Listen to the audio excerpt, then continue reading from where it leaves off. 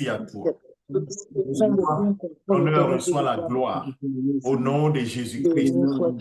Alléluia. Merci Seigneur. Nous allons encore humilier nos cœurs. Bien-aimés, quand nous sommes autour de la parole de Dieu, nous sommes ensemble en train de prier. Il y a une chose dans Ésaïe chapitre 49, je vais le lire rapidement. La parole de Dieu nous dit quelque chose, 59. Ésaïe chapitre 59. Ésaïe chapitre 59. Il dit non, la parole de la main de l'Éternel n'est pas trop courte pour sauver, ni son oreille trop dure pour entendre. Mais ce sont vos crimes qui mettent une séparation entre vous et votre Dieu. Et ce sont vos péchés qui vous cachent sa face et l'empêchent de vous écouter. Et ça, c'était ce qui se passait dans l'Ancien Testament. Le péché cachait la face de Dieu et la Bible dit qu'effectivement, nous tous, nous étions des pécheurs et privés de la gloire de Dieu. Mais gloire à Jésus-Christ, qui est mort à la croix pour que nous n'ayons plus aucune condamnation sur notre vie. Mais étant dans cette chair, nous avons encore cette tentation de tomber dans le péché. Parfois le mensonge, parfois des paroles d'insultes, des paroles d'orgueil, et toutes ces choses n'ont pas changé. C'est-à-dire que Dieu a le même rapport avec toutes ces choses. C'est-à-dire que le péché, Dieu ne peut pas aimer le péché. Il aime le pécheur, mais il n'aime pas le péché. Et c'est pour cela que nous qui sommes sauvés, c'est-à-dire qui avons reçu Jésus-Christ comme Seigneur et Sauveur, et qui avons tourné le dos à notre vie passée, la Bible nous donne une promesse. Cette promesse qui est dans 1 Jean chapitre 1, et le verset 8 nous dit que, ayant traversé la journée, chacun peut-être est allé au travail, vous avez côtoyé des gens. Si nous disons que nous n'avons pas de péché, nous nous séduisons nous-mêmes et la vérité n'est point en nous. C'est 1 Jean chapitre 1, le verset 8. Ah, qu'est-ce que Jean veut dire? Jean veut dire que nous sommes encore sujets à pécher. Mais nous ne sommes plus des pécheurs. Nous sommes sauvés du péché. Mais comme tant que nous sommes dans cette chair, la chair n'est pas sauvée. Et donc, il peut arriver. C'est pourquoi la porte de sortie que la Bible nous donne, et cet épître a été écrit pour les chrétiens, les enfants de Dieu, il dit dans le verset 9, si nous confessons nos péchés, c'est pour cela qu'un enfant de Dieu ne peut pas demeurer dans le péché. Si vous lisez l'épître de Jean, vous allez voir qu'arrivé un moment, il dit que si quelqu'un pratique le péché, il ne l'a pas connu, il n'a pas connu Jésus. Parce que si tu connais Jésus, tu ne peux pas pratiquer le péché. Supposons que dans une circonstance, tu as menti. Le Saint-Esprit dit non, mais ça c'est un mensonge. Immédiatement, qu'est-ce qu'on fait? On s'humilie, Seigneur, pardonne-moi. C'est ce qui se dit ici. Si nous confessons le péché, il est fidèle et juste pour nous pardonner. C'est comme si nous avons mis une tache sur notre vêtement blanc. Alors il dit, si vous avez péché, si vous confessez vos péchés, il est fidèle et juste pour vous pardonner. Et ce n'est pas fini. Pour vous purifier de toute iniquité. C'est comme le sang de Christ fait quoi? Lave cette tache-là et aux yeux du Seigneur, nous reprenons notre place de juste qui n'a plus de condamnation sur sa vie. C'est ça qui est merveilleux avec le Seigneur Jésus-Christ. Il ne s'étonne pas que notre chair nous pousse encore vers le péché, mais il s'étonne que nous puissions demeurer et pratiquer le péché. C'est ça que la parole de Dieu nous défend. Alors, nous avons cet avocat auprès du Père dans le chapitre 2, verset 1. Mes petits enfants, je vous écris ces choses afin que vous ne péchiez point. Et si quelqu'un a péché? Et si quelqu'un a péché? Vous voyez? Parce que ça arrive. Si ce n'était pas écrit, on serait toujours dans la condamnation. Oh là là, j'ai menti. Oh, est-ce que Dieu peut me pardonner? Est-ce que Dieu peut faire... Non, la Bible dit clairement ici, si quelqu'un a péché, nous avons un avocat auprès du Père, Jésus-Christ le juste. Il dit, Seigneur, regarde, c'est pour moi qui sont morts, c'est pour ma mort qui sont vivants. Mon sang a coulé pour eux. Et c'est pour cela qu'à chaque fois que nous venons devant Dieu, c'est comme si nous nous lavons. Vous voyez, dans l'Ancien Testament, avant que les fidèles ou bien d'ailleurs les sacrificateurs ne puissent faire le service, ils faisaient ce qu'on appelle les ablutions. Les ablutions, c'est ce que les musulmans font aujourd'hui. Ils lavent les pieds, les mains avant d'aller à la mosquée. Et donc, il y avait une cuve qu'on appelle la cuve des reins qui était pleine d'eau, donc dans le parvis. Et ils se lavaient, se purifiaient. C'est ça en fait. On se lave et pour aller faire le service de Dieu. On ne peut pas rentrer comme ça. Souvent, les gens disent, oh, mais pourquoi chaque fois nous devons confesser nos péchés? Chaque fois nous devons confesser. C'est une méconnaissance, en fait. C'est écrit. Je prends le temps d'expliquer cela pour que vous compreniez. Dans votre propre vie, vous devez examiner votre vie. Le soir, vous êtes là. Comment j'ai passé la journée? Si la journée, vous avez insulté, vous avez menti, vous avez fait ceci. Et la nuit, vous vous couchez comme cela, ça n'a pas de sens. Votre conscience, le Saint-Esprit parle à votre conscience et dit non. Regarde comment tu as marché. C'est pas bon la façon dont tu as marché. Regarde comment tu as insulté l'autre. Regarde comment tu as méprisé l'autre. Et là, qu'est-ce que tu fais?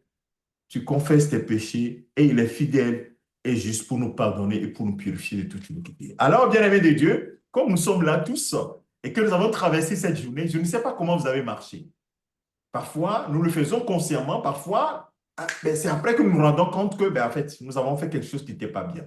Alors, nous allons humilier nos cœurs. En toute humilité, demander, Seigneur, toi qui sondes les cœurs, les reins, Seigneur, si j'ai fait quelque chose qui n'a pas glorifié ton nom, pardonne-moi. Alors, élevons la voix tous ensemble et demandons pardon à notre Seigneur. Que le sang de Christ nous purifie conformément aux Écritures que nous venons de lire. Élevons la voix. Oui, Seigneur, nous éternel, voulons ton humilier Dieu, nos cœurs devant toi. Et demander pardon. Seigneur, purifie mon cœur, purifie le cœur de mon frère, de ma soeur, oui, et que tout pardon, en ô nous éternel, soit je veux humilité gloire. devant toi. Pardon, Seigneur, Nous là où voulons je me suis bénir mise en notre colère cette réponse. journée. Nous voulons Là bénir où, ton Seigneur, papa, Seigneur, je me suis glorifier ton nom, détournée, papa, de toi. magnifier ton Oui, nom. papa, Oh, pardonne-moi. Les merci propos, Seigneur. papa, Seigneur, purs, Merci sévères, Jésus. impurs qui sont sortis de ma Merci bouche. Jésus. Oui, Merci pardonne-moi. Jésus. Purifie, Seigneur, mon cœur Merci de Seigneur toute Jésus. pensée, Seigneur, qui ne te Merci glorifie Seigneur pas. Jésus. Seigneur, oui, les pensées Oh, qui ne t'ont pas glorifié, alléluia. papa. Seigneur, Alléluia. Gloire, honneur à toi. Merci de ce que tu as purifié mon cœur. Merci de ce que tu as purifié le cœur de mon frère, de ma sœur. Merci de ce que, Seigneur, nous levons les mains saintes vers toi, Seigneur, parce que nous savons que ta parole est la vérité. Et c'est toi qui purifies notre cœur, notre conscience de toute œuvre morte que nous avons eu à commettre. Et c'est toi qui nous restaures dans ta gloire. Merci, Seigneur, puisque tu nous restaures. Merci, mon Seigneur. Merci pour la restauration de mon frère et de ma sœur. Alléluia. Merci Seigneur, ta parole est la vérité. Alors invitons le Saint-Esprit à prendre les commandes pour que nous puissions vraiment écouter avec les oreilles spirituelles et que nous puissions vraiment saisir ce que le Seigneur a à nous dire ce soir, tous ensemble. Seigneur, merci à toi pour ton Esprit Saint, l'Esprit de vie Esprit qui de est en Dieu, nous, nous te l'Esprit de prions, toi qui nous vérité, as précédés, l'Esprit éternellement. d'amour, Saint-Esprit de l'Esprit Dieu, de nous te prions de croire, nous t'incontrons. En sainteté. reconnaissant toi de Oh, ces moments, merci Saint-Esprit Saint-Esprit, de Dieu. toi qui nous Viens, conduis dans toute la vérité. oui, toi qui es Toi qui maître, nous donne de nous qui marcher nous apprécies, humblement, Saint-Esprit, toi fidèlement. l'esprit de Que toute sagesse, la gloire te l'esprit revient. d'intelligence. Merci Viens et Saint-Esprit, parle-nous, puisque tu es Saint-Esprit en de Dieu. contrôle. Parle-nous ce soir. Merci Saint-Esprit. Parle-nous, Merci transforme-nous au Saint-Esprit. travers de ta Merci parole. Viens Saint-Esprit. et touche-nous. Délivre-nous de ta Alléluia. chaîne. Oui, Alléluia. Béni sois-tu, Père. Au nom du Seigneur Jésus-Christ, nous avons prié. Nous disons Amen. Amen. Et que le Seigneur vous bénisse tous. Alors, Amen. c'est notre première réunion dans sous ce format pour l'assemblée donc qui est à plaisir.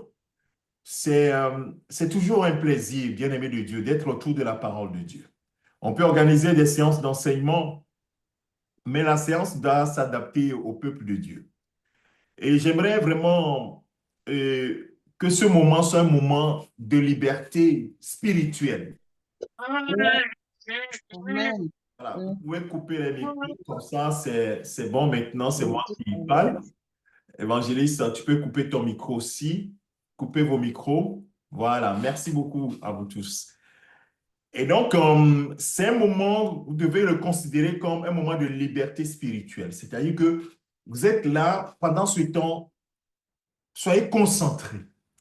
et écoutez ce que le Seigneur veut vous dire.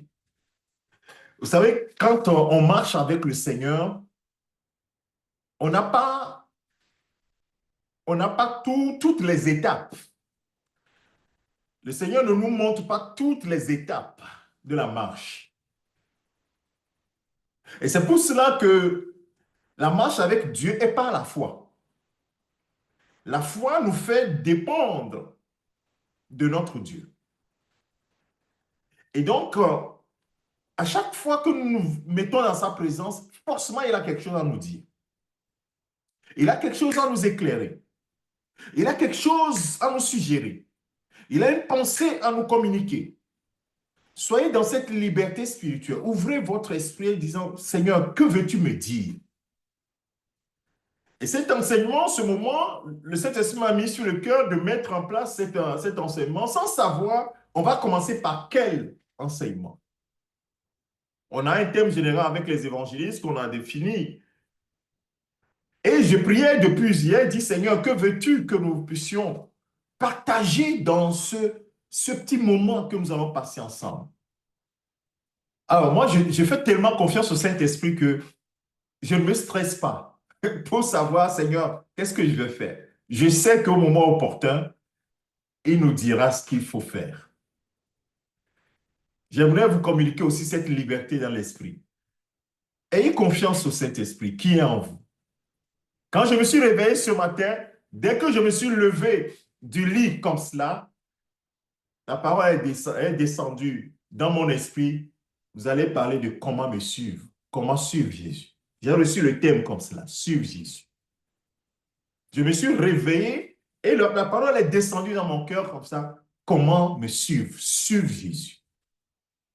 J'ai dit, waouh, j'ai compris que Dieu est fidèle. Donc ça veut dire que cette réunion n'est pas un rendez-vous des hommes, c'est un rendez-vous divin. C'est un rendez-vous divin. Ce n'est pas parce que j'ai reçu cette parole, parce que c'est un rendez-vous, non. Mais parce que tout ce qui rassemble les enfants de Dieu autour de la parole de Dieu, Satan ne peut pas le faire. Parce que lui, il ne veut pas qu'on découvre les choses de Dieu, donc il ne peut pas nous rassembler. Donc il n'y a que le Saint-Esprit. Alors nous allons parler pendant quelques séances. Et moi, je débuterai, les évangélistes continueront aussi. On viendra à plusieurs dans ce genre de réunion. Comment ça va se passer? Généralement, il y aura un temps d'enseignement qui peut durer une demi-heure et le reste du temps, c'est des questions-réponses. Questions pour qu'on puisse répondre, vos inquiétudes, vos questions, et après, on va prier. Aujourd'hui, c'est particulier, donc là, on a brûlé déjà 20 minutes. Et donc, normalement, on devrait avoir 1 heure de temps. Si les questions-réponses se prolongent, on peut prolonger un tout petit peu. Ayons toujours cette liberté de l'esprit. Un tout petit peu, et on priera, et voilà. Et les questions, si on n'a pas pu répondre à toutes les questions, notez-les. Donc, ça veut dire, comme c'est un enseignement, ça veut dire que ben, on a de quoi écrire. Moi-même qui vous parle, j'ai appris comme cela. J'ai des cahiers, je les ai encore. Hein. Les cahiers, quand je suis né de nouveau, j'avais des petits carnets et ensuite je suis passé aux cahiers que j'ai gardés jusqu'à présent. Quand je regarde 2000, 2001, 2002, tout cela, ça me fait plaisir de voir ce que j'ai appris à l'époque. Aujourd'hui, le Seigneur m'a expliqué encore plus de choses. Alors, comment suivre Jésus? Le thème de notre enseignement, c'est suivre Jésus. Ou bien, on ne va pas dire comment, on ne va pas poser la question, suivre Jésus. Suivre Jésus. Waouh! Bien-aimés, si nous sommes réunis, c'est pour suivre Jésus. Suivre Jésus. Alors, la première question, c'est comment on peut suivre quelqu'un? Qu'est-ce qui pousse à ce qu'on suive quelqu'un? Qu'est-ce qui peut pousser à suivre quelqu'un? Je suis en train d'introduire le sujet. Lorsque vous rencontrez quelqu'un qui est impactant, lorsque vous rencontrez quelqu'un qui a le potentiel de changer votre façon, votre vision, votre façon de voir les choses, et même votre vie, la première des choses qui vous vient immédiatement dans le cœur, je veux le suivre. Je vous donne juste un exemple. Le fou de Gadara. Le fou de Gadara rencontre Jésus d'une manière poussée par les démons. Ce n'est pas poussé par l'esprit, poussé par les démons. Néanmoins, c'était le rendez-vous. Le Seigneur avait déjà vu cet homme-là. Et quand cet homme a été délivré, il est revenu quoi? Dans son bon sens. Dans son bon sens. Le sentiment que cet homme-là a eu immédiatement, s'il a pu me libérer, je vais le suivre. Je vais aller partout où il veut que nous allions. C'est extraordinaire. Et aujourd'hui, s'il y a beaucoup de chrétiens qui ne suivent pas Jésus, soit parce qu'ils n'ont pas vraiment rencontré Jésus, soit Jésus n'a pas fait quelque chose qui a impacté leur vie. Parce que le premier sentiment qui vient, c'est ça. Je veux le suivre. Je veux être avec lui. Je veux être constamment avec lui. Bien-aimé de Dieu, il faut que tu aies ce sentiment. Il faut que ce sentiment soit développé en toi. Je veux être toujours connecté à lui. Je vais être toujours en train d'apprendre de lui. Je vais être toujours en train de recevoir de lui. Et c'est ça qui pousse Jésus à parler de la situation ou bien de ce thème qu'on appelle le disciple. Du disciple. Alors, la question c'est quoi le disciple? On ne va pas encore utiliser la parole de Dieu, on va aller de façon générale. Quand on parle d'un disciple, on parle d'un maître. Quand il y a un maître, il y a un disciple. Quand il y a un seigneur, il y a un serviteur. Et donc, la notion de disciple vient du fait qu'il y a un maître qui a besoin de transmettre à ses élèves sa connaissance, sa stature, son potentiel et rendre ces personnes semblables à lui. Ça, c'est de façon générale. On peut le chercher dans le dictionnaire et autres. Alors, l'histoire des disciples passe par le fait que on ne peut pas être disciple si on n'a pas encore rencontré Jésus. On ne peut pas être son disciple si on ne l'a pas encore rencontré. Donc, d'où la première étape du disciple, de quelqu'un qui apprend au pied d'un maître, c'est d'abord de le rencontrer. La première chose, c'est la rencontre. Et donc, le premier sujet sur lequel nous allons parler aujourd'hui, c'est sur le salut en Jésus-Christ. C'est la première rencontre que nous faisons avec Jésus, nous sauve. Et c'est ça qui nous permet de dire, waouh, il a impacté ma vie et je veux le suivre. Je veux devenir son élève. Parce qu'il est maître, je vais apprendre de lui. La première étape, c'est le salut. Et c'est pour cela que si cette étape est ratée, les gens peuvent être dans l'église, mais en réalité, ils ne suivent pas Jésus. Ils vont suivre quoi? Peut-être ils vont suivre, je ne sais pas, la musique, mais ils vont suivre quelque chose qui n'est pas Jésus. Et très souvent, ces personnes-là, ça ne dure pas trop. Parce que, puisqu'ils ne suivent pas Jésus, donc ça ne dure pas trop. Mais quand on suit Jésus, on va jusqu'au bout. Et Jésus est celui qui va transformer, va nous donner même la force, la grâce de le suivre. Il va nous accorder la grâce. Tout est grâce. Hein? J'aimerais que vraiment le Saint-Esprit vous fasse comprendre. C'est pour ça qu'on va sur des choses qui vont vous sembler comme basiques, mais c'est très bien de revisiter les bases. Pour bien grandir, il faut revisiter les bases. C'est hyper important. Alors, la première des choses qu'on peut dire, on arrivera sur le disciple, tout ça, ça. Les gros mots, non, ce n'est pas ça qu'il y a. Non, je suis en train de vous mettre, j'ai pris les choses de façon large, je commence par le centrer. Premièrement, il faut le rencontrer. Le salut en Jésus-Christ. Alors, la question c'est, quel est le salut? Bien, qu'est-ce que le salut en Jésus-Christ? Qu'est-ce que le salut en Jésus-Christ? Donc, vous comprenez qu'on ne peut pas suivre Jésus si on n'est pas sauvé. Avant de répondre à cette question, qu'est-ce que le salut en Jésus-Christ? Je vais vous donner un exemple.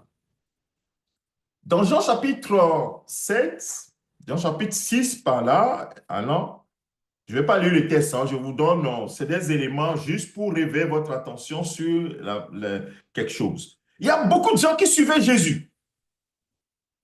Beaucoup de gens qui suivaient Jésus. Ils se disaient, waouh, Jésus, c'est le maître, nous sommes ses élèves, nous allons le suivre jusqu'au bout, ainsi de suite. Mais sur le chemin, on va voir quels sont ceux qui sont véritablement les vrais disciples. Jésus va prêcher et il va dire, si vous ne mangez ma chair, si vous ne buvez mon sang, vous ne pouvez pas avoir la vie éternelle. Alors là, ils se sont dit, ce mec-là, non, non, non, non, non, non. Non, on va pas continuer par le suivre. Ben, c'est le maître, non? Pourquoi on ne va pas le suivre? Donc, vous comprenez que ces personnes-là, ils suivaient Jésus pour autre chose. J'aurais pu passer beaucoup de temps à vous expliquer ça. Si vous lisez vraiment cette histoire-là, où Jésus va multiplier le pain. Après avoir multiplié le pain, la Bible dit qu'ils se sont organisés pour aller l'attraper pour le faire roi. Vous imaginez un roi qui vous multiplie le pain? Ça, c'est intéressant, n'est-ce pas? On n'a plus besoin de travailler, donc on a le roi qui multiplie. Donc, vous comprenez que ces personnes suivaient Jésus pour autre chose. Ils suivaient Jésus pour autre chose. Eux, ils voulaient simplement quoi? Ben, manger du pain, quoi. Donc, ça ne dure pas dans le temps. Arrivé un moment, on va s'arrêter en chemin. Et c'est ce qu'ils vont faire. Et ils vont quitter Jésus parce que ses paroles étaient trop dures. Et, et la Bible nous dit dans Jean chapitre 6, verset 66, dès ce moment, plusieurs de ses disciples se retirèrent et n'allaient plus avec lui. C'est juste pour vous expliquer que c'est pour cela qu'il faut avoir la certitude du salut en Jésus-Christ. C'est-à-dire que nous, aujourd'hui, eux, en ce moment, Jésus prêchait, n'était pas encore glorifié. Donc, voilà, on peut dire ils n'avaient pas cette opportunité. Mais aujourd'hui, nous, on comprend que si tu n'es pas vraiment sauvé, tu ne peux pas aller jusqu'au bout avec le Seigneur. Ce n'est pas possible. Parce qu'arrivé un moment, la chair va prendre le dessus et ça ne peut pas aller. Parce qu'avec Jésus, on ne peut pas suivre Jésus par la chair. On va suivre Jésus selon l'esprit. Et ça, c'est hyper important. Alors, maintenant, nous allons revenir sur la question que j'ai posée. Qu'est-ce que le salut en Jésus-Christ? Le Éphésiens chapitre 2, versets 1 à 3. Là, nous sommes en train de revisiter les bases. Hein. Le salut en Jésus-Christ, ce sont des textes que vous connaissez sans doute. Mais c'est important qu'on revisite ces versets. Éphésiens chapitre 2. Et on va voir que les épîtres, c'est hyper important que vous maîtrisiez les épîtres. Bon, quand je dis maîtriser, mais que vous lisiez les épîtres plusieurs fois dans votre vie. Il faut beaucoup lire les épîtres. Verset 1, verset 3. Vous étiez morts par vos offenses et par vos péchés, dans lesquels vous marchiez autrefois, selon le train de ce monde, selon le prince de la puissance de l'air, de l'esprit qui agit maintenant dans les fils de la rébellion. Nous tous aussi, nous étions de leur nombre, et nous vivions autrefois selon les convoitises de notre chair, accomplissant les volontés de la chair et de nos pensées, et nous étions par nature des enfants de colère comme les autres. Amen. L'apôtre Paul dit que nous étions morts. Alors, je vais vous poser une question. Si nous étions morts, ça veut dire qu'aujourd'hui, Nous sommes morts et que maintenant, si nous avons le salut, la vie en Jésus-Christ, ça veut dire que nous sommes vivants. Mais l'apôtre Paul donne des signes de cette mort. Quand vous lisez les Écritures, quand il dit autrefois vous étiez comme ceci, il faut se dire, est-ce que j'ai quitté cette étape ou bien je suis toujours à cette étape? Vous voyez ce qu'il dit? Nous tous aussi, nous étions de leur nombre et nous vivions autrefois selon quoi? Les convoitises de la chair, accomplissant les volontés de la chair et de nos pensées. Waouh! Ça, c'est l'état de mort. L'état de mort est révélé parce que quand on voit les gens dans le métro ou dans le train, les gens ne vous disent pas que je suis mort. Non, ils se disent je suis vivant. Mais qu'est-ce qui montre qu'ils sont morts? Parce qu'ils vivent selon la volonté de la chair, selon la pensée de la chair et accomplissant tout ce que tout ce que la chair transmet, vivent selon la convoitise de la chair, selon la volonté de la chair et des pensées. Alors, je reviens sur ma question. Est-ce que toi et moi, nous avions quitté cet état-là? Parce que l'apôtre Paul parle au passé et parle aux gens qui sont sauvés en Jésus-Christ. Nous faisons exprès de prendre ce test-là pour nous montrer, parce que nous tous qui sommes là, nous sommes censés être vivants en Jésus-Christ, avoir eu le salut en Jésus-Christ. Mais nous revisitons notre base. Est-ce qu'aujourd'hui encore, nous vivons selon la convoitise de nos pensées?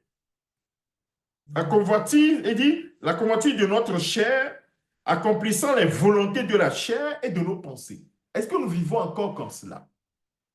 Si nous vivons encore comme cela, la question va se poser. Est-ce que nous avons quitté cet état-là? Si nous sommes toujours dans cet état-là, ça va poser problème. Mais force est de constater que beaucoup de chrétiens sont encore dans cet état-là. Alors, sans faire offense à qui que ce soit, on peut se poser la question si réellement ils ont été sauvés en Jésus-Christ. Est-ce qu'ils ont été sauvés en Jésus-Christ?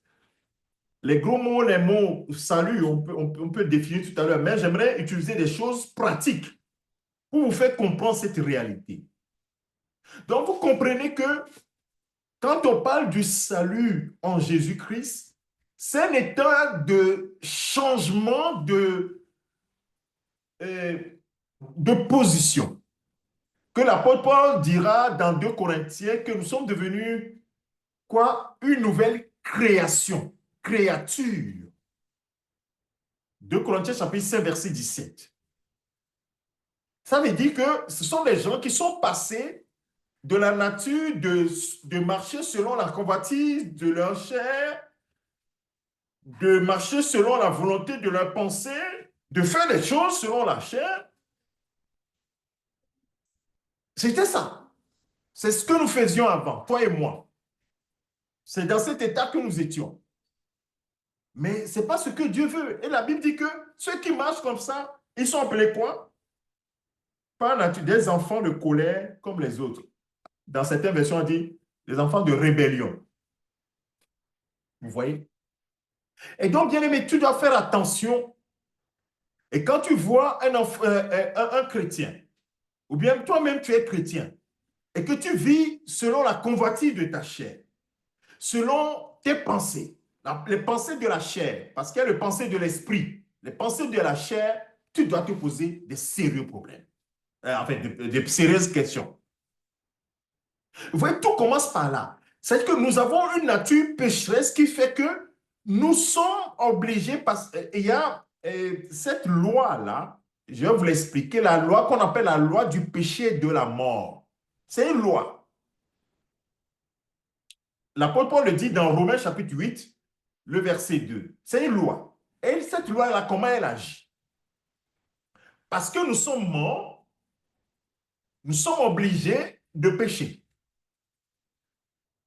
Et parce que nous péchons, nous sommes morts. Donc ce sera un cercle qui nous maintient dans la mort. La mort va produire la mort. Donc quelqu'un qui est mort ne peut pas vivre selon l'esprit, c'est impossible. Il va vivre selon la convoitise de la chair, selon la volonté de ses pensées. C'est ça. C'est ça qui va faire que quelqu'un qui n'est pas né de nouveau, ou bien quelqu'un euh, qui vit selon la chair, va aller jusqu'à ce qu'on appelle le dérèglement.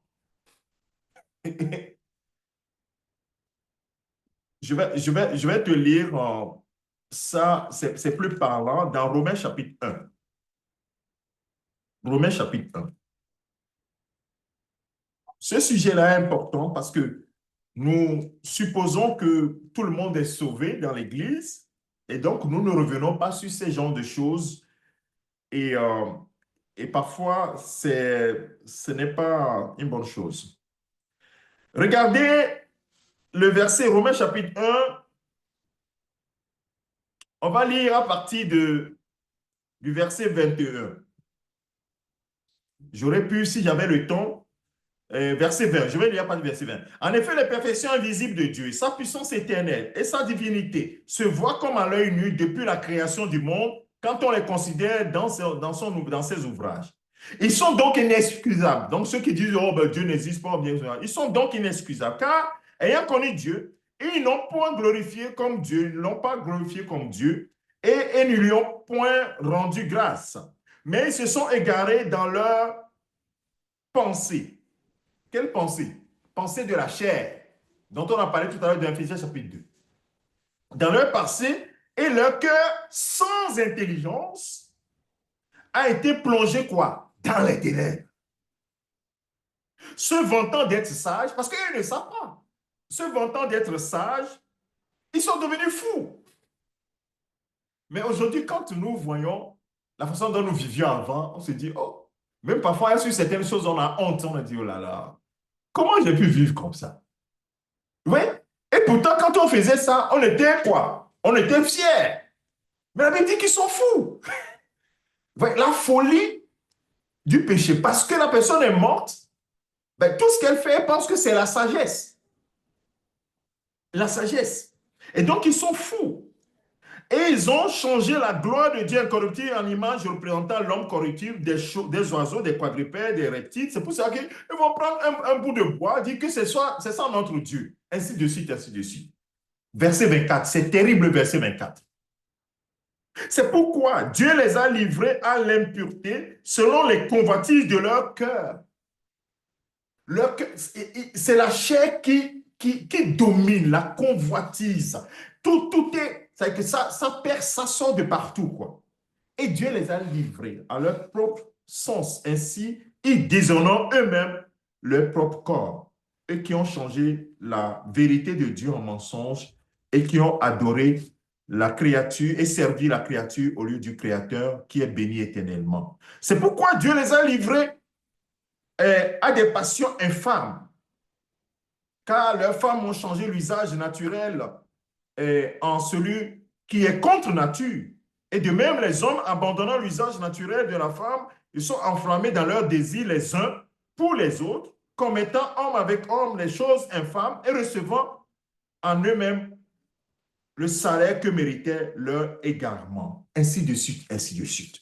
Vous voyez, la chair, les pensées, tout ça là, c'est la loi là qui agit.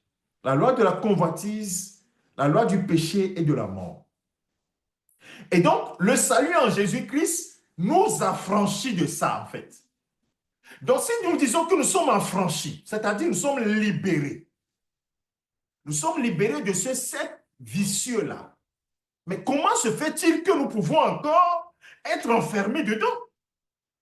Ça veut dire qu'en réalité, nous n'avons jamais quitté cet état-là. Est-ce que quelqu'un comprend ce que je suis en train de dire? Ce sont des signes qui montrent à la personne que mais il y a un problème. Je ne crois pas que je suis vraiment né de nouveau. Parce que la Bible dit que la loi, Romains chapitre 8, verset 2, la loi du péché, la loi de l'esprit de vie en Jésus-Christ m'a affranchi de la loi du péché et de la mort. Donc l'esprit de Dieu, quand on reçoit Jésus, et c'est ça la véritable signification du salut, c'est-à-dire qu'on a été libéré de cercle vicieux qu'on ne pouvait pas se libérer soi-même de ces cercles vicieux-là. Puisqu'on est mort, on est obligé de pécher, et parce qu'on pêche, le salaire du péché, c'est la mort. Donc, tellement on est dans la mort que la mort, l'odeur de la mort transpérait de partout.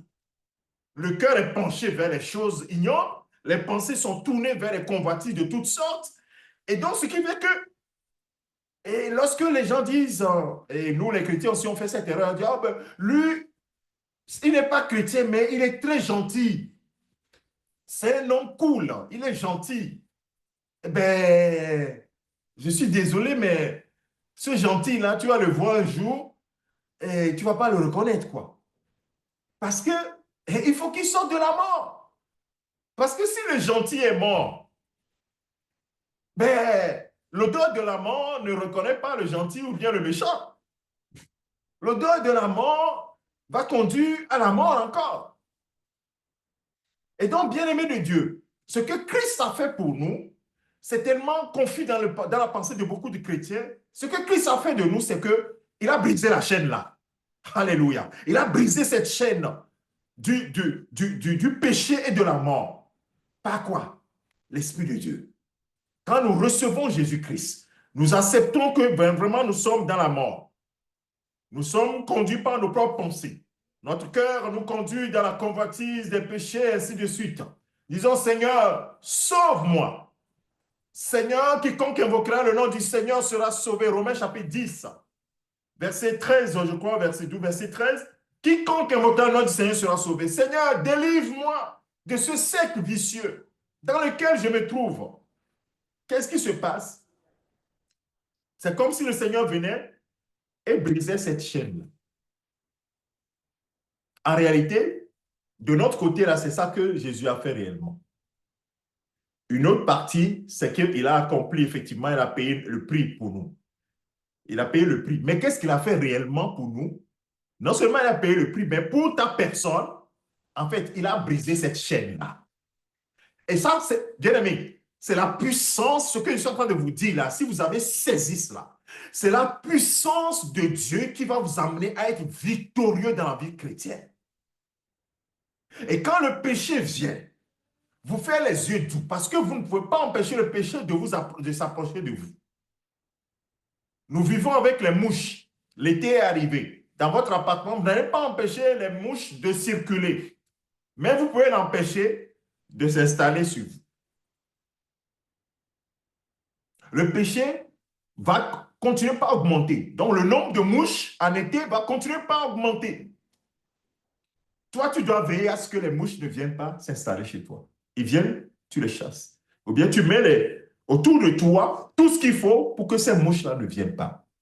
Je vous donne ces illustrations pour vous faire comprendre que la vie chrétienne, c'est une vie de prudence, de vie dans la liberté, tout en veillant à ce que nous ne soyons pas replongés dans l'ancienne nature. On dit que le chien est parti vers ce qu'il a vomi. Nous ne devons plus faire ça. Et Christ, l'esprit, la loi de l'esprit de vie en Jésus-Christ m'a affranchi du péché, de la loi du péché et de la mort. Chose impossible, la loi ne pouvait pas faire ça. La loi a révélé que le péché. Donc c'est Jésus seul qui a fait ça. C'est pour cela que nous ne devons plus être conduits par les convoitises de la chair, nos pensées. Donc beaucoup de chrétiens disent, ah ben, moi je suis chrétien, donc toutes les pensées qui me viennent, oh bon, je peux les faire parce que je... Mais non, non. Ta chair là, la chair n'est pas sauvée. Tu es sauvé dans ton esprit, mais la chair va te proposer des choses. Vous voyez dans Éphésiens chapitre 2 qu'on a lu tout à l'heure. Écoutez très bien, hein, je relis cette partie. Nous tous, verset 3, nous tous aussi nous étions de leur nom et nous vivions autrefois selon les convoitises. C'est-à-dire que les convoitises proposaient des choses et on les faisait. Tant que tu es dans cette chair-là, mais la chair va te proposer des choses. Mais c'est à toi de refuser. On dit que ici, ben, les personnes là, comme ils étaient morts, ben, ils marchaient selon la convoitise de leur chair, accomplissant la volonté de la chair. La chair leur dit, va voler, il va voler. Mais maintenant, la chair, tu ne peux pas empêcher la chair. Quelqu'un qui laisse tomber son téléphone portable, tu ne vas pas dire à la chair, ta chair n'est pas morte. La première des choses que la chair va te dire, est-ce que tu ne peux pas prendre ça? Ton téléphone est détruit là. Est-ce que tu ne peux pas prendre ça? Qu'est-ce que tu fais? Avant, qu'est-ce que tu vas faire? Ben, tu vas suivre ce pensant et tu vas accomplir son désir. Mais maintenant, tu lui dis non. J'ai été libéré de ça. Alléluia. J'ai été libéré de ça. C'est là que nous reprenons le pouvoir. C'est pourquoi la Bible dit que dorénavant, le péché ne dominera pas sur vous. Voilà. Celui qui est le salut en Jésus-Christ, le péché ne dominera pas. C'est pourquoi la première fois, quand on priait tout à l'heure pour le péché, la confession du péché, j'ai bien expliqué cela. Parce que nous sommes dans cette chair, nous pouvons être glissés dans un truc et on dit, ah, oh Seigneur, aide-moi. Pardonne-moi pour ceci. Oui, parce que nous sommes conscients maintenant que nous ne sommes plus comme nous étions avant. Nous avons changé de nature. Et c'est ce qui est confirmé dans 2 Corinthiens chapitre 5, verset 14, en disant que celui qui est en Christ, on va le lire clairement. Si quelqu'un est en Christ, il est devenu une nouvelle création. Donc, en réalité, le salut en Jésus-Christ, c'est que l'homme pécheur a été refait une nouvelle création en Jésus-Christ. C'est cette nouvelle création qui va suivre Jésus. Alléluia. C'est cette nouvelle création qui va suivre Jésus. L'ancienne création ne peut pas suivre Jésus. Donc, il faut veiller à être une nouvelle création en Jésus-Christ. Oui. C'est pourquoi Satan fait tout. Parce qu'il sait que vraiment, si tu es créé, tu es devenu une nouvelle créature en Jésus-Christ, vraiment, pour que quelqu'un qui est né de nouveau retourne vraiment dans le monde, mes chers amis,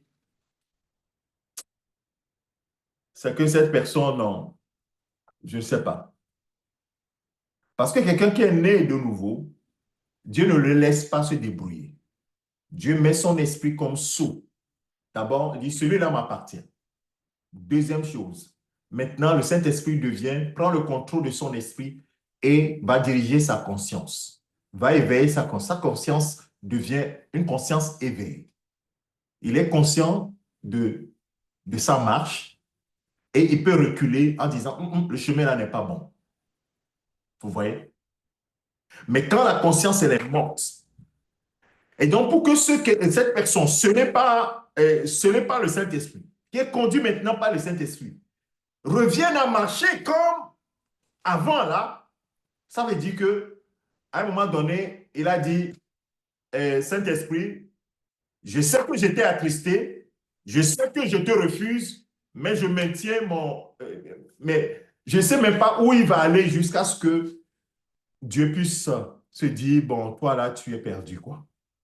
C'est pour cela que, sur ces conditions-là, on peut dire, entre guillemets, que celui qui est vraiment né de nouveau ne peut pas perdre le salut. Mais on ne peut pas le généraliser. Vous voyez? C'est-à-dire que la personne, Dieu met tout en place pour que cette personne-là revienne à lui. Mais ce n'est pas une doctrine en disant que de toute façon, nous tous nous irons au ciel. Quand tu reçois Jésus-Christ, c'est fini, même tu peux pécher. On a connu beaucoup de gens qui sont rentrés dans cette doctrine de la grâce. Et pourtant, la grâce, c'est biblique. Tout est grâce depuis le début de la Bible jusqu'à la fin de la Bible. Tout est grâce. Mais cette grâce-là, ce n'est pas que nous puissions continuer par vivre dans ce cercle vicieux que je viens de vous décrire. Ce cercle vicieux-là, c'est le cercle de la mort. On ne peut pas dire qu'on vit dans la grâce et on est dans le cercle de la mort. Ça n'a aucun sens. Donc, les gens, volontairement, vont aller commettre l'adultère, vont commettre toutes sortes de choses en disant, nous sommes dans le temps de la grâce, de toute façon, j'ai reçu Jésus, j'irai au ciel. Mais ça n'a pas de sens. Cette personne-là n'est pas née de nouveau. D'abord, son raisonnement, son intelligence n'est pas renouvelée. Il y a un problème. Vous voyez? Donc, le salut en Jésus-Christ, mon frère, ma soeur, passe par là. La compréhension profonde du fait que tu as changé de nature.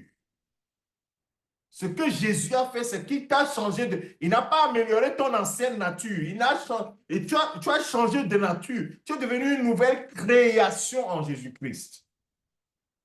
Et cela, ce n'est pas grâce. C'est pourquoi l'apôtre Paul va continuer dans Éphésiens, et puis on va s'arrêter là, je vais recevoir des questions. C'est pourquoi il dit que, on va poursuivre un peu dans Éphésiens chapitre 2 que j'ai lu tout à l'heure là.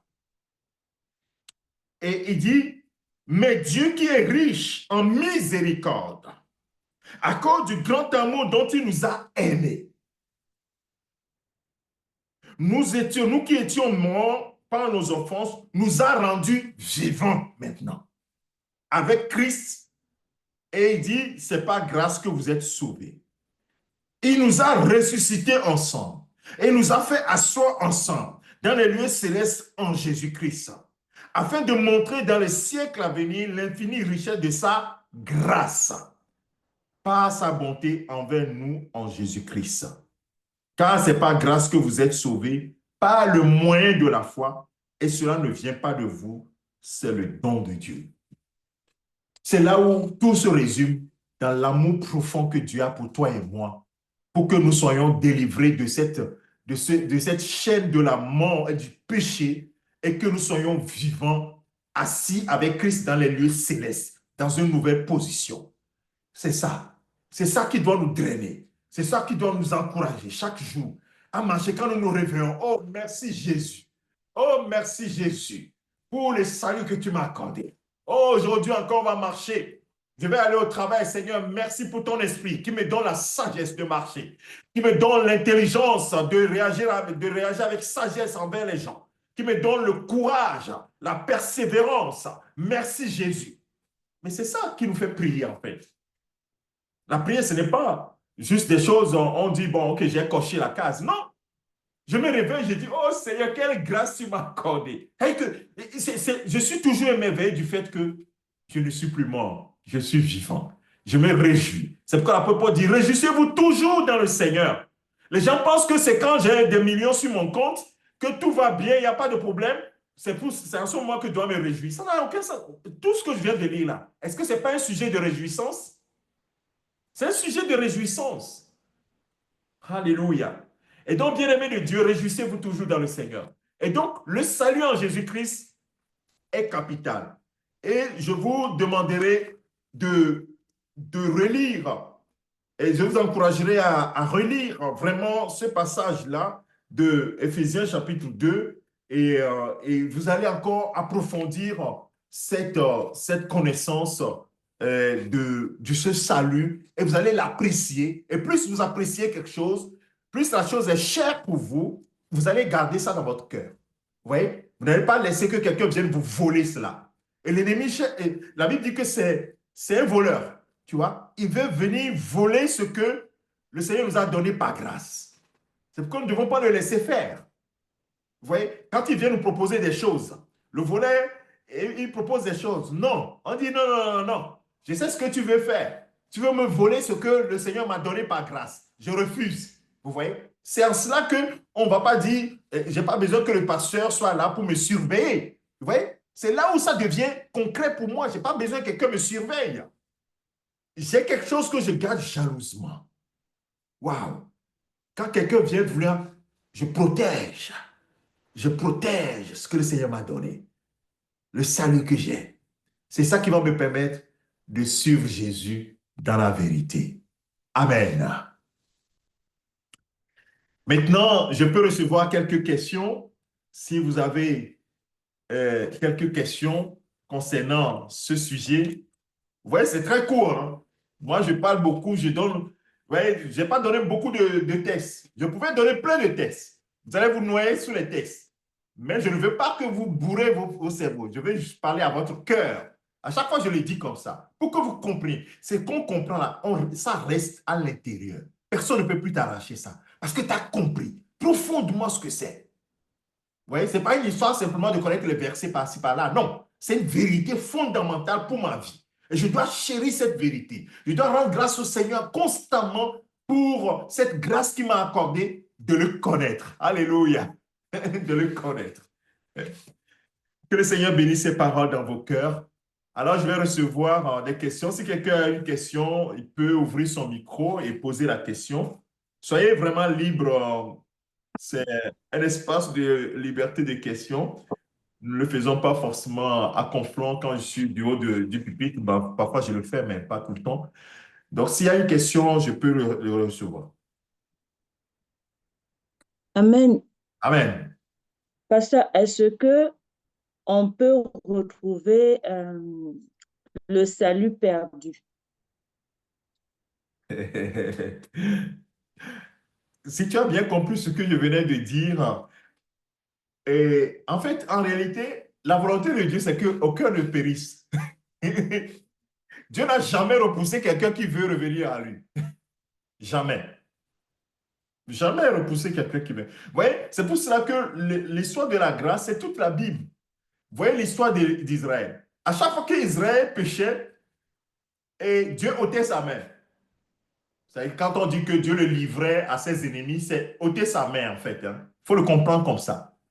Il faut le comprendre comme ça. Parce que quand le peuple a péché à Kadesh Barnea, et le Seigneur leur a dit, et vous allez sentir ce que c'est que d'être privé de ma présence. Ouais, être privé de la présence de Dieu, c'est quelque chose de terrible. Ouais, c'est ça que j'ai lu dans Romains chapitre 1, en fait.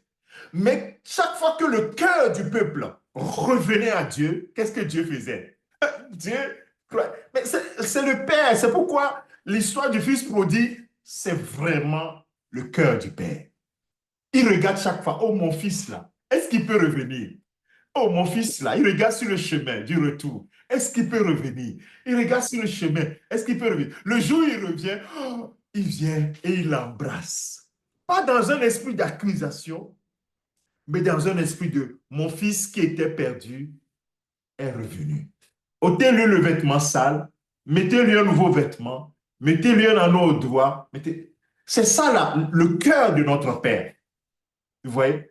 Et c'est Jésus qui est venu nous révéler tout cela, mais le cœur de ce Père aimant qui cherche toujours à ce que ses enfants, même si l'enfant est parti, son désir c'est que l'enfant revienne à la maison. C'est pour cela que moi j'encourage les gens qui disaient, ou bien qui ont dit, ah, avant là j'étais chaud dans le Seigneur, mais maintenant je suis tombé dans des péchés et je me suis éloigné du Seigneur, maintenant j'arrive. Mais qu'est-ce qui t'empêche de revenir? Reviens à la maison du Père. Mais le Père n'attend que ça pour te restaurer. Alléluia. C'est pourquoi quand le Fils prodigue est venu, il n'a pas dit qu'il veut venir reprendre la place du Fils. Il dit, je vais être simplement contre un de tes serviteurs. Le Père dit, non.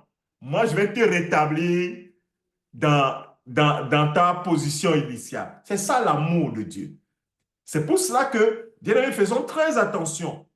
La prostituée, au moment où nous sommes en train de parler, le meurtrier, la prostituée, qui est en train de pécher en ce moment, le meurtrier, Dieu l'aime autant que toi et moi.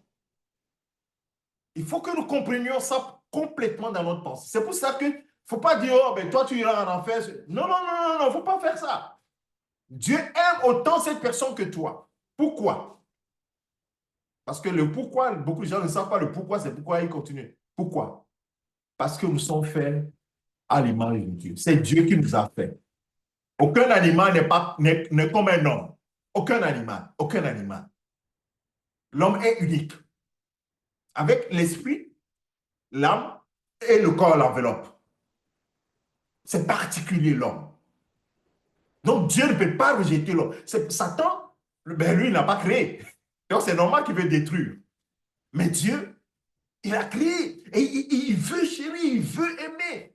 Il veut sauver l'homme. Vous voyez tout ce qu'il a mis en place? La Bible dit que Dieu a tant aimé le monde qu'il a donné son Fils. La Bible n'a pas dit que Dieu a tant aimé les chrétiens. Il a tant aimé quoi? Le monde, les pécheurs, les adultères, les meurtriers, qu'il a donné son Fils unique. Mais si Dieu n'était pas amour, comment il va donner son Fils unique pour sauver? Vous voyez? Donc quiconque dit, je veux revenir au Père, Nous devons l'encourager. Reviens, reviens au Père. Nous devons encourager même. Ceux qui même se disent, oh, mais moi, j'ai trop péché. On dit, non, non. Le sang de Jésus-Christ est tellement frais pour laver toutes sortes de péchés. Oh, j'aime beaucoup cette parole qui dit que le sang de Christ est capable de laver notre conscience. Alléluia. C'est extraordinaire. Notre conscience des œuvres mortes, afin que nous puissions servir le Dieu vivant. C'est pourquoi le grand pécheur, le grand meurtrier peut devenir serviteur de Dieu. Parce que le sang de Jésus est le seul capable de laver cette personne jusqu'à laver sa conscience des œuvres mortes. C'est extraordinaire. Donc l'amour du Père dépasse ce que nous pouvons imaginer. La profondeur, la largeur, la hauteur, c'est extraordinaire. L'amour du Père. Une autre question? J'ai répondu à ta question? Oui, Merci. papa. Merci. Est-ce qu'il y a une autre question? Sachez que cette première étape est fondamentale. C'est-à-dire que pour vous-même, il faut que ça soit clair et que vous devez ne plus vous poser cette question, en fait. Il y a certaines questions, si tu ne les tranches pas aujourd'hui, demain, ça va te suivre. Il faut les trancher. On ne peut pas suivre Jésus à chaque fois se poser la question, oh Jésus, est-ce que je vais faire un pas avec toi? Je vais reculer, je fais un pas avec... Mais ça n'a pas de sens. À un moment donné, il faut trancher. Soit tu suis, ou bien tu ne le suis pas. Et parfois, il y a des chrétiens qui menacent le Seigneur, dit, si tu ne fais pas ça, je ne vais pas te suivre. Mais ça n'a pas de sens. Comme si le Seigneur, c'est... Non, on ne va pas dire ça, on ne va pas... non, si nous voyons déjà ce qu'il a fait pour nous, si d'ailleurs la Bible dit que pourquoi ne nous donnera-t-il pas toutes choses avec le Seigneur? C'est-à-dire que c'est le don suprême. Vous voyez, tout ce que nous pouvons espérer, c'est en dessous du sacrifice de Jésus. Frère, comprenons ça. Quand tu comprends ça, quand tu saisis, ton cœur saisit ça, tu vas dire comme l'apôtre Paul, sans te comparer, hein, parce que l'apôtre Paul, c'est un autre niveau, tu vas dire, rien ne me séparera de l'amour de Dieu manifesté en Jésus-Christ. L'apôtre Paul dit, mais est-ce que c'est la nudité? La nudité par rapport au sacrifice de Christ. Le manque par rapport au sacrifice de Christ. La disette par rapport au sacrifice de Christ. Mais c'est en bas, quoi. C'est en dessous. Vous voyez? C'est pourquoi l'apôtre Paul dit l'excellence. L'excellence de la connaissance de Christ fait que tout le reste, là, mais ça pâlit devant mes yeux. Vous voyez, ça n'a plus de valeur. L'excellence de la connaissance de Christ fait que tout le reste n'a plus de valeur. Parce que tu as saisi ce qui est au-dessus. Alléluia. Et ça, c'est merveilleux. C'est merveilleux. Donc, pour faire des vrais disciples, il faut commencer par cette base-là qu'on a commencé là. Que les gens soient clairs. Que ça soit clair dans le cœur des gens. Sinon, tu ne feras pas des disciples. Les gens vont marcher, arriver à un moment et dire, oh, je crois. Vous imaginez qu'il y a des gens qui ont même servi dans les églises et aujourd'hui, les gens se sont convertis soit à l'islam ou bien au bouddhisme. Comment tu peux imaginer ça? Que quelqu'un qui a compris cette œuvre de la croix, le salut en Jésus-Christ, ça veut dire que cette personne, au départ, il y a eu un problème, n'a pas compris ce que Christ a fait. Parce que mais, tu ne peux pas connaître l'excellence et chercher à être plus bas. Je ne sais pas si vous comprenez ce que je veux dire. Ben oui, l'homme, le naturel de l'homme veut ce qui est plus élevé. Ça, c'est le naturel de l'homme. On est poussé vers ce qui est plus élevé. Maintenant, tu es le plus élevé. Maintenant, toi, tu baisses. Maintenant, tu viens à ce qui est bas. Est-ce que ça veut dire qu'en réalité, c'est que réellement, tu ne l'as pas vraiment connu? C'est ce que Jean dit. Il dit qu'en fait, la personne ne l'avait pas connu. A fait semblant, mais ne l'avait pas vraiment connu. Bon, bref, ce n'est pas un jugement, hein, mais c'est juste pour vous dire que, bien aimé, ce que nous avons en Jésus-Christ, nous devons garder ça jalousement. Que rien ne vienne nous séparer de cela. C'est pourquoi l'apôtre Paul dit que si même un ange venait vous prêcher notre évangile, que ce que je vous ai donné là, hey, n'acceptez pas. N'acceptez pas. Il dit, même si moi-même je reviens pour vous dire, oh, Jésus là, non, ce n'est pas lui le Christ, c'est qu'il y a autre chose. Priez maintenant les anges.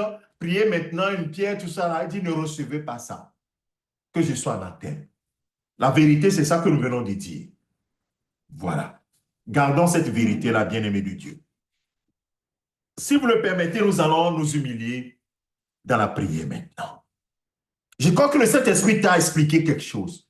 Peut-être qu'il y a quelque chose que tu ne saisissais pas très bien, que le Saint-Esprit t'a expliqué. Est-ce que ce soir, tu peux lui dire profondément, du fond de ton cœur, merci Seigneur. Merci pour le salut que tu m'as accordé. Merci de m'avoir sauvé. Et si, je l'espère que nous tous qui sommes connectés, nous sommes sauvés en Jésus-Christ. Sinon, les bras du Seigneur sont toujours ouverts. Venez à moi. Je ne vous repousserai pas. C'est pourquoi recevoir Jésus-Christ, ce n'est pas de faire par habitude. C'est pourquoi même nous, en tant que chrétiens, à chaque fois, Dieu Seigneur vient. Comme dans l'Apocalypse, les derniers versets d'Apocalypse, qu'est-ce que tu dis? Viens Seigneur. Viens, c'est toujours viens Seigneur. Viens Seigneur. Seigneur, sois au contrôle de ma vie. Seigneur, règne dans ma vie. Tu es le Seigneur, règne dans ma vie. C'est toi le roi. C'est toi le Seigneur. Constamment, nous devons être dans cet esprit-là. L'esprit dit, Seigneur, prends tout le contrôle. Alors, est-ce que nous pouvons prier ce soir? Et lui dit, Seigneur, prends tout le contrôle. Prends mon cœur, Seigneur. Que ma vie soit à toi totalement. Règne sur tous les domaines de mon cœur. Règne sur tous les domaines de ma vie. Élevons la voix bien-aimée de Dieu au nom de Jésus-Christ. Oui, Seigneur, Oui, Seigneur, mon Dieu, mon nous Père, voulons te béni dire merci. sois-tu. Béni Oh sois-tu, Seigneur, Seigneur, quelle pour ton grâce. salut. Quelle grâce de te connaître. Je te gloire, Papa, Grâce de Seigneur. te Papa, je viens, voir que Papa, tu Seigneur, as Père fait Dieu. quelque Papa, chose de Seigneur, viens et surnaturel, prends le d'extraordinaire pour moi, pour mon viens frère, dans ma vie, afin que nous Jésus. soyons sauvés, nous soyons délivrés de la vaine manière de vivre. Dieu le Merci, salut Nous qui est Seigneur. soyons délivrés de la puissance du et péché et de la mort. oh Seigneur, Oh, merci Jésus. Merci de ce que l'Esprit tu est venu agis. faire Oui, Merci tu Jésus. agis. Merci, devant Merci Seigneur notre Jésus. Jésus. tellement tu as Merci, permis Merci pour l'œuvre de la croix. de nous attirer à Merci pour le salut que j'ai en Jésus-Christ. ta Seigneur, pour le Merci salut pour la victoire que Seigneur, tu me toi qui nous donnes as sur le sauvés, péché. pour toute le iniquité Merci salut. pour le Oui, rejetée, pouvoir que tu me donnes toi de qui devenir nous as enfant de Dieu. crucifié, Seigneur, oui, Merci de ce béni que je tu as suis sois-tu, fait assis Seigneur. avec clair toi sur dans les le lieux chemin, célestes Merci, en Seigneur, Papa, de ce que Jésus-Christ. tu viens de complètement. faire. Père, Donc, merci à Toute toi. grâce que tu as tu maintenant Oh, reviens, péché, merci. pardonner le tu as temps, tu me vendu, donnes, Papa Seigneur, de Oh, croire, et tu Papa l'as Seigneur, la dit, capacité, Papa Seigneur, Seigneur, de oh, crucifier marcher, la Père merci. Seigneur, Seigneur Papa, et de Jésus, vaincre, Seigneur, merci pour la Papa, croix, merci de pour ce la vie, humanitaire. Oui, merci Papa, pour le merci. sang que tu as Merci, versé, Seigneur merci pour Jésus-Christ. l'univers Merci, guéri, Seigneur Jésus-Christ, toi qui Papa nous Seigneur, livres pour cette capacité, pour Papa, tes que tu me paroles à donnes, Papa Jésus, Seigneur, parce de que ne le plus Seigneur marcher, Seigneur, selon les a souffles de Jésus, la chair, tu selon es les le Père convoitises de ma chair. tu Oui, es merci, Jésus, Jésus. tu es Merci, Jésus. délivré, Merci, Seigneur, Merci, Seigneur Jésus, de Jésus. ce que tu bon, fais, Papa. Seigneur. Tu me fais Notre marcher en sang nouveauté l'a de vie, purifié en de nouveauté péché. de vie. Merci, Oui, Jésus. béni sois-tu, Père, Tu Alléluia. l'as éternel. fait, Seigneur. Bien-aimés, Tu l'as nous allons fait. faire une prière. Parfois, quand nous avons reçu Christ, il y a eu plein de choses que nous avons cachées dans notre vie. Bien-aimé de Dieu, c'est le renoncement de tout. Renoncement de tout. On ne peut pas aimer la mort. On ne peut pas aimer les choses de la mort. C'est pourquoi ce soir, si le Saint-Esprit a touché ton cœur concernant quelque chose, répands-toi sincèrement. Que rien ne soit un obstacle à notre vie.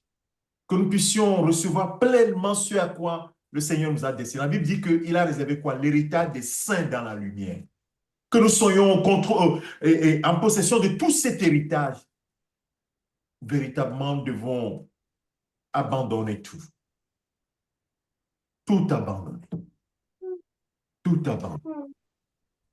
Alors, examine ta vie et abandonne tout. C'est pourquoi même il dit, venez à moi, vous tous qui êtes fatigués et chargés. Parfois, il y a des péchés mignons qui sont dans nos vies. Nous sommes fatigués de ça. Nous devons pas abandonner. Et dans cette condition-là, nous devons dire, Seigneur, j'abandonne tout en tes mains. Seigneur, prends ce fardeau. Prends cette chose à laquelle je suis attaché, mais qui sont les choses de la mort, qui ne m'aident pas, mais qui attristent tout le temps le Saint-Esprit. Alors, humilions nos cœurs. Je ne sais pas pourquoi le Saint-Esprit m'a mis ça sur le cœur. Mais si tu es dans ces conditions, n'hésite pas à demander. C'est ton Père. Son amour est tellement fort. Et nous l'avons compris encore ce soir. Humilions nos cœurs simplement, Seigneur. Me voici totalement devant toi. Élève la voix, dis quelque chose, Seigneur. Seigneur, tu me connais mieux que moi-même. Seigneur, me Oh voici. Seigneur, le tréfonds de mon cœur est devant toi. De gloire, Papa, Ma Seigneur. vie est libre devant toi. C'est Seigneur, les toi, choses tu qui connais sont l'état de mon intimement cœur. dans connais mon cœur, dans le le tréfonds de mon cœur qui ne glorifie pas connais, ton nom. Papa, Seigneur, ma vie j'abandonne mieux tout. que moi-même. Oh, Je éternel, tu libère vois. tout, Seigneur. Seigneur, Papa, Que Seigneur, nos cœurs soient Papa. libres ce soir. Renoncez, Papa, Seigneur, à Seigneur, tout. là, peut-être une haine quelque part, un Papa, manque de Seigneur, pardon quelque part. Seigneur, nous pardonne-moi. voyons ce que tu as fait pour nous, Seigneur. Nous ne voulons pas que quelque chose reste et qui nous empêche, Seigneur, de rentrer vraiment pleinement dans ta grâce. Oh Seigneur, pardonne-moi tout ce que j'ai pu taper dans ma vie qui n'a pas glorifié ton nom. Je sais que le sang a coulé pour moi, le sang crie en ma faveur. Le sang crie en ma faveur. Le sang purifie ma conscience de toute erreur, afin que je sois totalement aligné avec toi, Seigneur. Père, merci. Merci pour la vie de mon frère et de ma soeur. Que toute la gloire de Dieu. Merci, Seigneur Jésus. Alléluia. Une dernière prière. Demandons que le Seigneur nous garde. Seigneur, garde-moi. La Bible dit quelque part que dans les Épîtres, il dit, c'est lui qui vous perfectionnera. Il vous préservera. Il vous gardera. Nous allons demander que le Seigneur nous garde, nous préserve et nous continue de nous perfectionner en lui. Prions le Seigneur. Seigneur, nous prions. Que tu continues de nous perfectionner. Continue danger. Quand vous lâchez dans la main du Fils, la gloire te revient. Si Père, non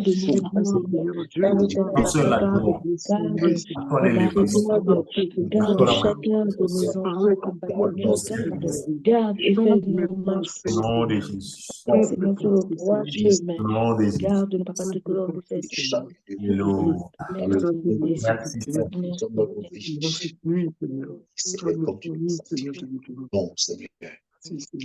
Amen.